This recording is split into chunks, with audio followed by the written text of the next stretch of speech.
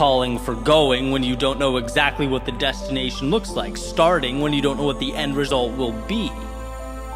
We are consuming at the expense of living, absorbing at the expense of feeling, right? There's the idea that a business book is not the same thing as creating a business. Being on social media is not the same thing as being social. It's an aspect of those things served up without the risk or the upside. That is not real life. In one of my favorite movies, Good Will Hunting, Robin Williams' character, a therapist, is talking to Matt Damon's character.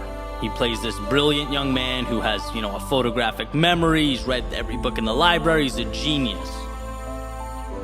But even with all that, he doesn't quite have the courage to move out of his little world into something bigger, into the opportunity that's available for him if only he'd find the strength to seek it out. And here's a segment of Robin Williams trying to explain that to Matt Damon. He says, "So if I asked you about art, you'd probably give me this skinny on every art book ever written.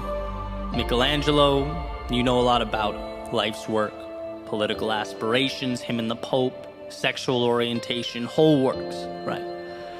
But I bet you can't tell me what it smells like in the Sistine Chapel.